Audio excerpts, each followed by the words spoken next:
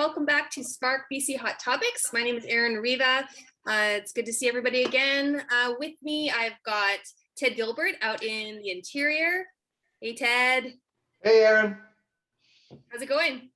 Going really good. A little smoky out here in the valley, but we're getting through it all. It's funny, if you go up to the top of Apex Mountain, there is no smoke, beautiful blue skies. You can see for 20 miles in every direction. But you can see all the smoke, how it's all hunkered down into the valley. So it's kind of weird. Yeah. Well, I heard you were escaping it. You were on a fishing boat recently, hey? Well, I did go up to the west coast. Yeah. Halibut? Yeah, got some halibut, got some salmon, got some ground fish. Was pretty happy with that. You bet. Excellent. Excellent. What about you, Dave? Got Dave Chevalier out in Chilliwack, of course. How's it going, Dave? Good, Erin. Hitting up those camping sites? Oh, yeah. Camping. Me too. I'm almost I'm heading out to Cultus Lake next week, so hopefully we'll hit those water slides, you know? Yeah, down the road and around the corner. That's where you're going. I know. When was the last time you were on a water slide? Seriously, I think my kids have been like 3 or 4 times this year already, and it's been years, you know? Well, make sure it's been technical safety BC certified and approved. I would hope it is, yeah. So today we're going to be talking about section 12. There's a hot topic out in the southern interior. We have Jason, one of the guys on our team, brought it up, right? Yeah. Entry of cables into boxes and cabinets and fittings. Yep. Great. Yeah. This topic has gone around for many years, and if you can bring up the picture on it, Dave and I'd be happy to put on a little chat about what the issue is. Got it. There it is, right there. Dave, can you see this? Oh, yeah, beautiful work. First thing I noticed is the beautiful work. Now, the issue here, Erin, is right there, right where you've got your arrow. Yeah. And you can see there's looks like 4, maybe 5, maybe even 6 two conductor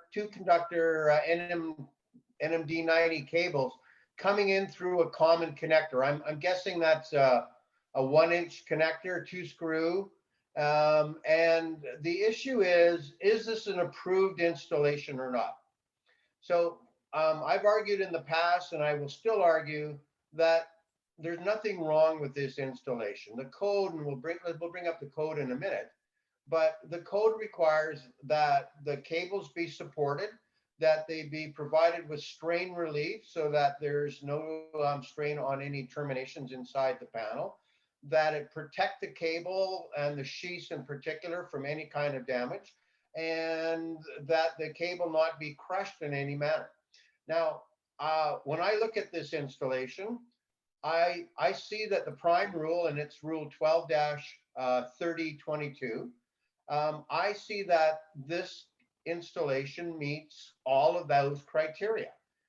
Strain relief, mechanical protection, no damage to the jacket.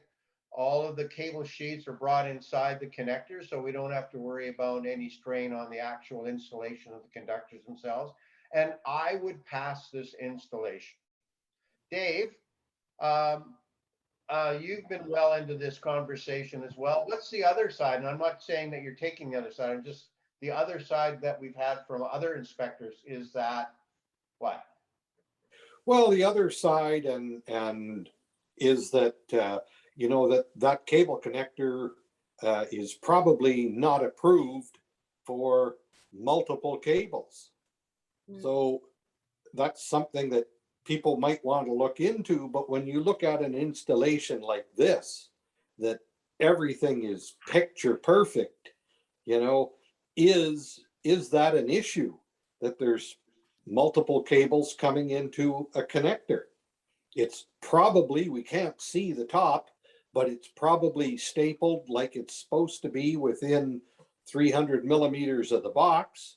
So that as well provides some protection from trying to move cabling around by vibration or somebody working on it. So I agree with you that you know, you really got to look at it and make sure that, you know, it's not jammed too full.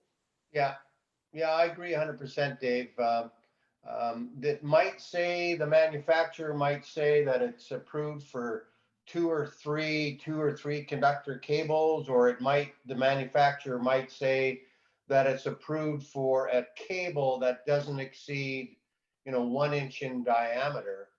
But really, this is a good install as far as I'm concerned, for all the reasons I've already given you. And we don't have to worry about overheating of the cables because it's only in contact for a very few millimeters. And as everyone on that's listening and watching knows, you're allowed to have multiple conductor cables in contact for up to 600 millimeters. So there's no issue with overheating at this point here. I don't see it at all. Even if these conductors were fully loaded, that's not an issue, and they certainly wouldn't be in this residential application. So for me, I think it's a good install. But as we always say, if you want to do this, it's always worth checking with the local inspector before you do it. He may want to try and give you some reasons why he doesn't like it, but in the end, yes, if he wants to pull out Rule 2-024 about products having to be specifically approved for the purpose, I'd be happy to argue with him and write you a variance as to why he should accept it. But Dave, wrap it up for us. That's exactly right. I mean, you look at it, the panel is there is no room because of the width of the panel and the 2x4 on each side, that really whoever did this work figured he had no other choice to get all those conductors in. Yeah. So I agree with you, Ted. Always talk to your safety officer in the area having jurisdiction, and then you don't have to do it over again or find another way. Yeah, very true. And I would leave our audience with this, that if you happen to get failed on this, I would ask the inspector, well, if I take it all apart and I cut a couple of new knockouts right in the middle in that big knockout that you can see that it's empty, will this installation actually be safer than it is right now? And good point. I would say no. Right. Did you want to throw up the code before we sign off, or are we good? Yeah, we should throw up the code. Well, we just throw it up just for a sec. We'll see what happens. All right. Let's look at the code. Rule 12-3022, entrance of cables into boxes, cabinets, and fittings. And so here's my point. Where cables pass through the walls of boxes, cabinets, or fittings, provision shall be made to protect the insulation on the conductors from damage, protect terminal connections from external strain. And it doesn't matter in this case, sub-rule C is talking about metallic cables, and these are non-metallic. D says prevent damage to a non-metallic sheath applied over armor or metal sheathing for protection against moisture corrosion. Doesn't really apply. And close the openings through which the cable passes in such a manner that any remaining opening will not permit entrance of a test rod 6.75 millimeters in diameter.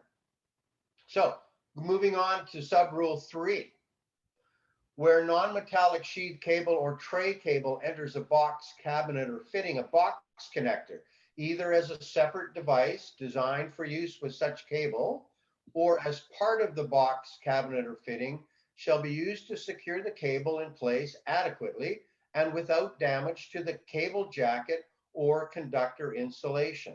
And I think the important part of that is the second line where it says a box connector either as a separate device designed for use with such cable or as part of the box. So when I go back to that picture and I look at that cable connector, I would argue that that is a separate device and that it's designed for use with such type of cable. Anyways, good. Some safety officers will not see it that way. I suggest you call them on it, make them give you the rules that they want to, and ask them, is it going to be how much safer if you have to take that whole installation apart, or if you did it with 4 or 5 smaller connectors for that number of wires. That's my point. Always ask them. Dave, always happy to have you on the show with this Aaron, we'll leave it up to you. All right. Thanks, guys. As always, it's so great to have you weigh in and share your knowledge and expertise. So thanks to everybody out there watching, and we will see you next week. Bye now. See ya.